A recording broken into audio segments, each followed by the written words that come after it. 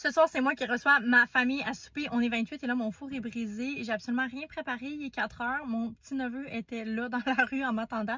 Il y a déjà 2 membres de la famille qui sont là avec leur enfant. Donc, vraiment l'aide, vraiment rien de préparé. Ça va être un beau chaos et je vous amène avec moi. Babou! Tu m'attendais, Liam? Oui. Oh. Tu m'attendais, Mom? Non, je veux pas être filmée. Genre, tu gères? Hein? Tu gères? Ben, je sais pas si je gère, mais. Ouais.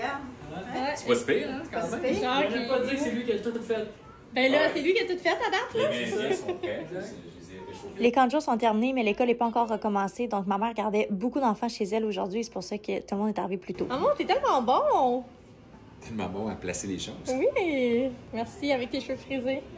Oui, j'avoue, hein, je suis en train de gagner, là, je pense. Il a même fait cuire le bacon pour nos fettuccine Alfredo. Il l'a là qui est fin. Je vais contribuer, je vais couper le melon d'eau. On a eu un gros week-end. Le dimanche, c'était la fête d'amis de ma fille Sophia et on recevait 15 petites amies. Donc, j'avais pas trop le temps de préparer le souper et en plus, mon four était brisé. Ouais. Ah, ça doit toucher la construction. Ouais, Bienvenue, papa, t'es de bonne humeur? énormément. Bon, Ah, vous bon, avez? ça.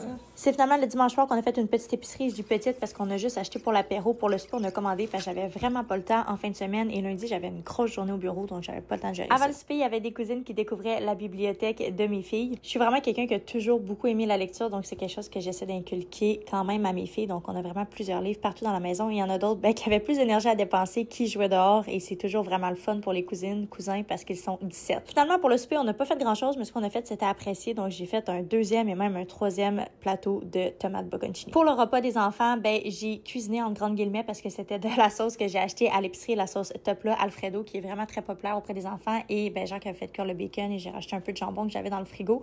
Donc c'est un repas très gagnant pour les enfants et vraiment pas compliqué pour moi et qui nécessite pas de four. Donc les enfants mangeaient dehors. Et oui, à 28 personnes pour un souper de famille, ça peut paraître beaucoup, mais honnêtement, tout le monde met la main à la pâte, donc ça aide. Je me suis pas cassé la tête pour le souper. On a commandé de l'Indien, Jean qui est allé chercher. Au début, je me sentais vraiment mal de pas cuisiner pour ma famille, mais honnêtement, j'avais pas le temps, j'avais pas de four, ça marchait pas mes affaires, donc la pression est tombée puis j'étais contente d'avoir commandé. As-tu la bon, Kata? Je me demande pourquoi tu as choisi ce restaurant-là. Genre, d'où ça vient? Tu as vraiment été game de mettre ça sur le souper de famille pour ta première recette. C'était les bonnes notes Google Review.